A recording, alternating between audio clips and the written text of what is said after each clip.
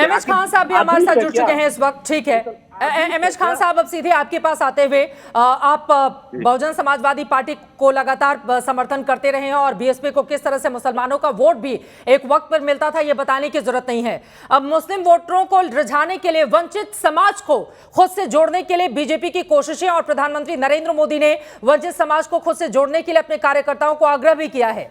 इसके जरिए 2024 की बड़ी तैयारी है बीजेपी की। किस तरह से देख रहे हैं प्रधानमंत्री नरेंद्र मोदी के इस आग्रह को आप? मेरी सरकार, तेरी सरकार, मेरी मेरी तेरी योजना, इससे काम नहीं चलेगा। अगर जो भी सरकार है, चाहे भारतीय जनता पार्टी की सरकार ही क्यों न हो, अगर मुसलमानों का भला करती है तो ये दूसरी बात है। दूसरी बात ये है कि मुसलमानों में बाइफर्केशन मत करिए। मुसलमान मुसलमान होता है, कोई पसमानदा, कोई ये नहीं, कोई वो नहीं, सब एक कलमा को पढ़ने वाले लोग। हाँ, तो सबको बाइफर्केशन, सबको आवाज साफ नहीं आ रही है। सबको एक साथ रख के चलिए तो स्थिति बदल जाएगी। एमएच खान साहब, आपकी आवाज मुझे साफ नहीं आ पा रही है, मैं जल्दी से ठीक करवाती हूँ, उसके बाद मैं फौरन आपके पास लौटूंगी। सर अनुमा आचार्य जी, एक बार फिर से आपके पास आते हुए, चूंकि कांग्रेस पार्टी एक वक्त पर बड़े राज्यों में खासतौर से जब वो जीत हासिल करती थी तो उसमें मुसलमानों का बहुत बड़ा रोल होता था, लेकिन क्षेत्रीय पार्टियों ने मुस्लिम वोटरों को अपनी तरफ शिफ्ट कर लिया है। तो ऐसे में अब मुस्लिमों के बीच पैठ बढ़ाने के लिए कांग्रेस पार्टी को भी बहुत बड़ी मशक्कत करनी पड़ेगी। अनुमा आचार्य जी, देखिए, जो राज्य साक्षर हैं और जो मुसलमान साक्षर हैं वो अब ये अंतर समझने लगे हैं, क्योंकि काठ की हांडी बार बार नहीं चढ़ती। और बीजेपी वो हीरामन तोता है जिसकी जान सत्ता में है। सत्ता के लिए लोगों के बीच में नफरत बढ़े, उन्माद बढ़े, भ्रम बढ़े, इससे कोई फर्क नहीं पड़ता। देश रसातल में जाता रहे लेकिन सत्ता हमारी रहे, बस।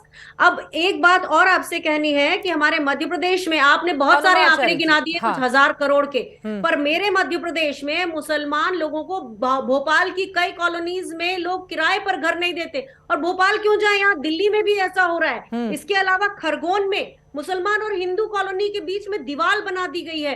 तो केवल आप सत्ता के लिए किसी को भरमाना चाहते हैं। सरकार कर रही है क्या कि मुसलमानों को घर मत दीजिए? आप उसके विकास पे क्या सरकार ऐसा कह रही है कि मुसलमानों को घर मत दीजिए? अनुमा आचार्य जी, क्वांटिफिकेशन क्या है वो भी तो बताना पड़ेगा। हाँ, क्या सरकार ऐसा कह रही है कि मुसलमानों को घर मत दीजिए? आप आरोप लगा रही हैं।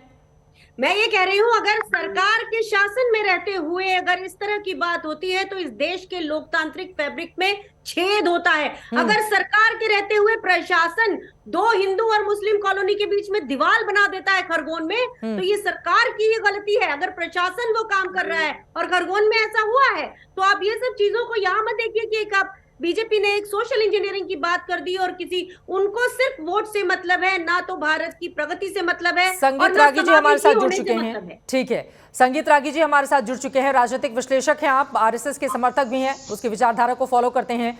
संगीत रागी जी, यहाँ पर बैठे हुए तमाम, अजीज खान साहब मैं आ रही हूँ आपके पास, तमाम मेहमानों का एक सुर से यही कहना है कि खाली वोट बैंक की राजनीति करना जानती है बीजेपी और कुर्सी बचाए रखने के लिए वो कुछ भी करेगी। संगीत रागी जी,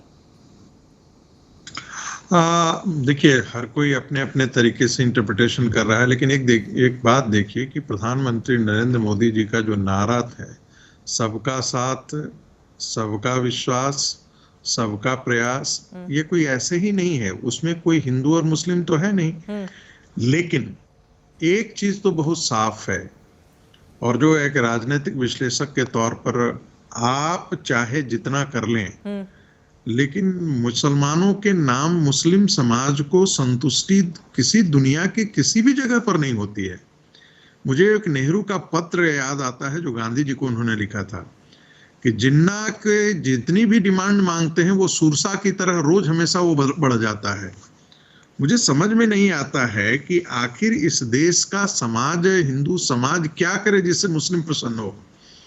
क्या भारत के अंदर ऐसी बात है जो मुसलमानों को हिंदू इलाकों में घर नहीं दिया जाता है? दुनिया के हर हिस्से में ये चीजें लागू है, जो मुसलमानों को अपनी जगहों पर अपने इलाके में घर देने में संकोच करते हैं, क्योंकि किसी के माथे पर यह नहीं लिखा हुआ है कि बगल वाला आदमी जो है वो टेररिस्ट है।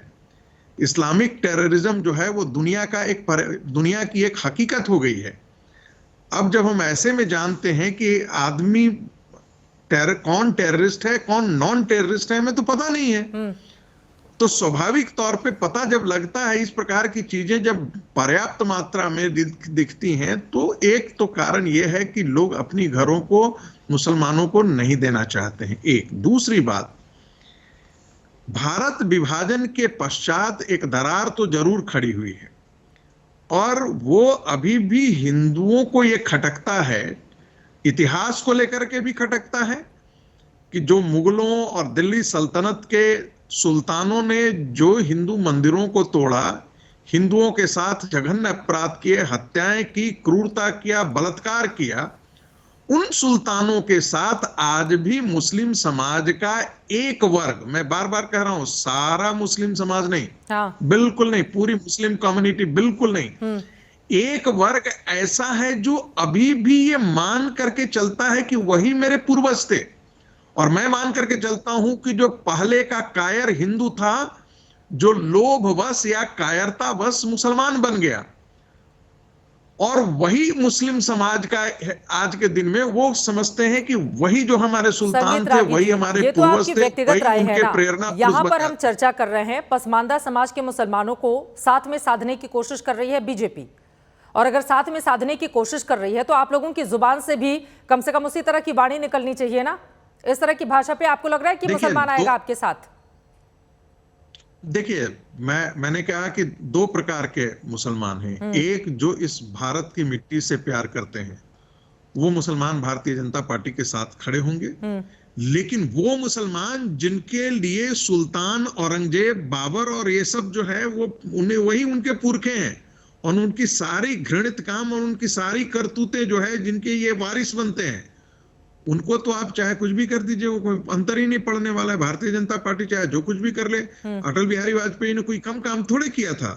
सबसे पहले माइनॉरिटीज के एजुकेशन और मदरसा रिफॉर्म्स के लिए क्या नहीं किया था अटल बिहारी वाजपेयी ने? क्या मुसलमानों ने अटल बिहारी वाजपेयी को उस समय के 2004 में भारतीय जनता पार्टी को वोट कर दिया था क्या? नहीं किया था, क्योंकि विपक्षी पार्टियों ने इन मुसलमानों के अंदर इतना घृणा का बीज हिंदुओं के खिलाफ बो दिया है। ठीक है।